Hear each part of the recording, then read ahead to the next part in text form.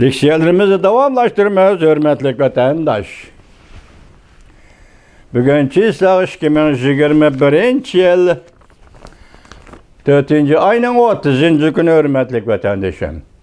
Yukarı leksiyanın devamı nemede de Halilzade hazır Amerika Qo'shma Shtatlarida guvohlikdan o'tganda Qatarda suhbatga qatnashgan Amerika taraf vakili, suhbat vakili Taliban bilan suhbatga qatnashgan.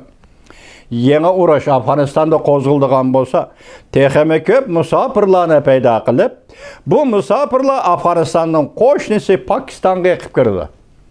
Burungi bu urushlarda qo'shnisi Pokistonga chiqib kirgan edi bularning ko'p qismi. Endi hozirda aytganda bu navbat endi Qirg'iziston, Turkmaniston, O'zbekiston, Qirg'iziston qatorliq Afg'onistonning shimolidagi qo'shni davlatlarga ham besim paydo qildi. Bu besim nima? Musofirlar koloniya. Urush Afg'onistonda yangidan portlasa, musofirlar endi burunqidek yolg'iz Pokistonga mangadi emas. Bu qatim endi yuqorqi davlatlar Turkmaniston, Qirg'iziston, O'zbekiston qatorliq davlatlarga besim paydo qildi. Ya'ni musofirlar tahdidi paydo qildi. Amerika'da ve burayında harbiy ishlar istihbarat xodimlari mundaq hisobladi.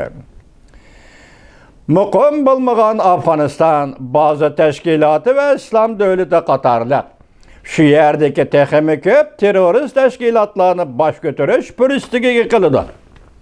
Endi bu ikkinchi darajali hukm.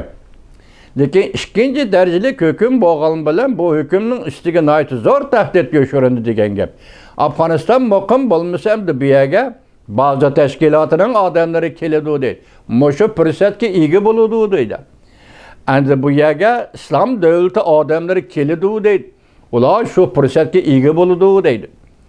Shuningdan keyin Afg'onistonda endi boshda aytayotgandek, balki terroristlar guruhi, terroristlar tashkiloti bularning hammasi Afg'onistonni bosh ko'taradigan bir maydonga, makonga aylantirdi.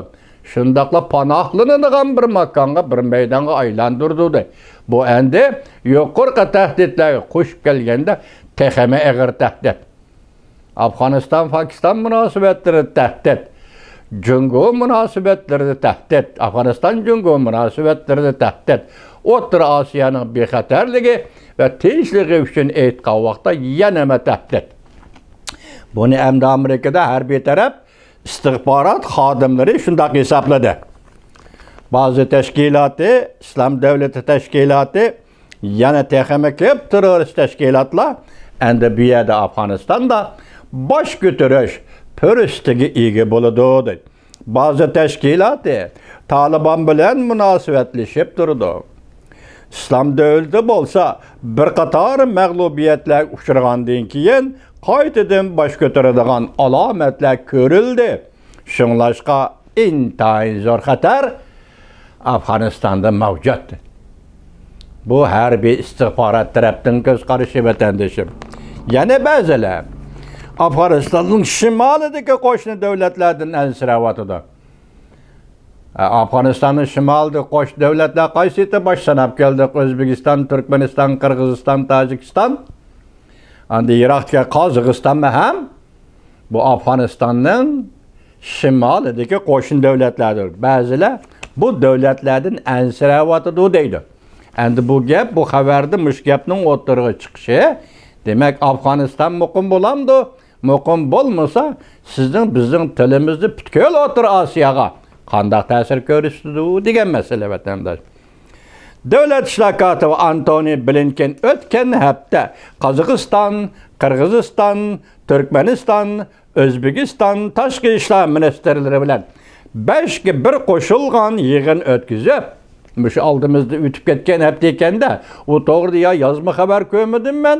Hozir tunji bo'lib mush xabarda Amerika Qo'shma Shtatlar davlat ishlar kotibi Antony Blinkenning O'rta Osiyoni ziyorat qilganligini ko'rdim vatandoshim.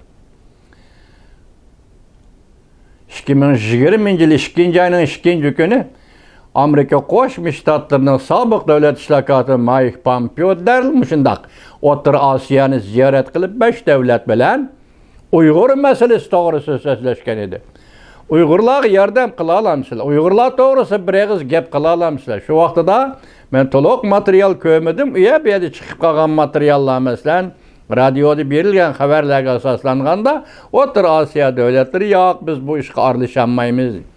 Bugun endi ikkinchi navbatda Amerika Qo'shma Shtatlari davlat ishlar kotibi Antony Blinken o'sha davlatlarni O'rta Osiyoni ziyorat qildi. Tahlilchilar mundaq nasihat qildi. Xabarda mundaq deyil, tahlilchilar mundaq nasihat qildi. Bularning hammasi Amerikaning Afg'onistondagi o'rnini bosolmaydi. Shimoldagi davlatlarga selishtirsak, Afg'oniston turgan Amerikaning qudratli armiyasi va Amerikaning qudratli kuchi degan gap. Onunla selishtirganda bu davlatlar hech qachon birlashib bo'lsinmi yoki yakka holda bo'lsinmi, Afg'oniston masalasida Amerika o'ynagan rolni o'ynay olmaydi. Amerika Qo'shma Shtatlarining o'rniga o'tolmaydi. Demek bir yerde bu devletler Afganistan'da bir iş yani kayıt 100 birdiğen bolsa icabi cihetten tesir göstermeydi. Meyil teşvikni, muqimlikni asli keltirish nuqtai nazardan qaraganda icabi cihetten hiç qanday tesir göstermeydi dedi. İstihbarat bexatarlik uçur şirketi Sopan Groyi siyaset tadqiqot ishxonasi mudiri Colin Clark mundaq ko'rsatdi. Bu endi Afg'onistonni tabiiy bulang-talang qilishga olib keladi. Tushundingizmi vatandoshim? Bu endi Afg'onistonni tabiiy holda bulang-talang qilishga olib keladi. Davomini anglaysiz vatandoshim.